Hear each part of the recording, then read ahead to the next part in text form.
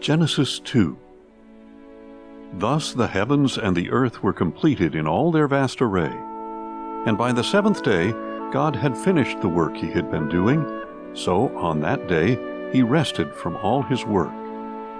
Then God blessed the seventh day and sanctified it, because on that day he rested from all the work of creation that he had accomplished.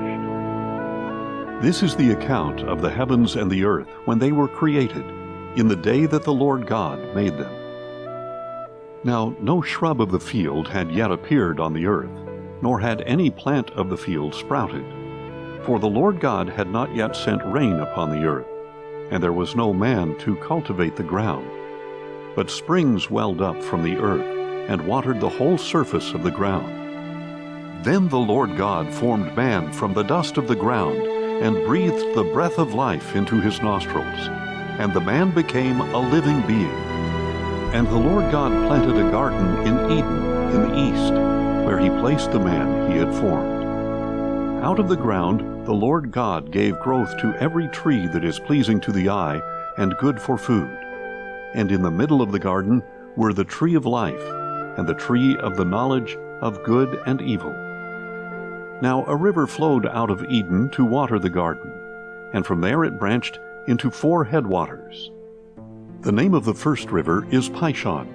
It winds through the whole land of Havilah, where there is gold. And the gold of that land is pure, and bdellium and onyx are found there. The name of the second river is Gihon. It winds through the whole land of Cush. The name of the third river is Hiddekel. It runs along the east side of Assyria. And the fourth river is the Euphrates. Then the Lord God took the man and placed him in the Garden of Eden to cultivate and keep it. And the Lord God commanded him, "You may eat freely from every tree of the garden, but you must not eat from the tree of the knowledge of good and evil. For in the day that you eat of it, you will surely die." The Lord God also said, "It is not good for man to be alone. I will make for him a suitable helper."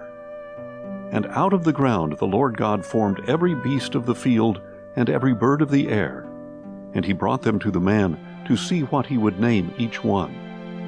And whatever the man called each living creature, that was its name. The man gave names to all the livestock, to the birds of the air, and to every beast of the field. But for Adam no suitable helper was found. So the Lord God caused the man to fall into a deep sleep, and while he slept, he took one of the man's ribs and closed up the area with flesh. And from the rib that the Lord God had taken from the man, he made a woman and brought her to him. And the man said, "This is now bone of my bones and flesh of my flesh. She shall be called woman, for out of man she was taken." For this reason, a man will leave his father and mother and be united to his wife, and they will become one flesh. And the man and his wife were both naked, and they were not ashamed.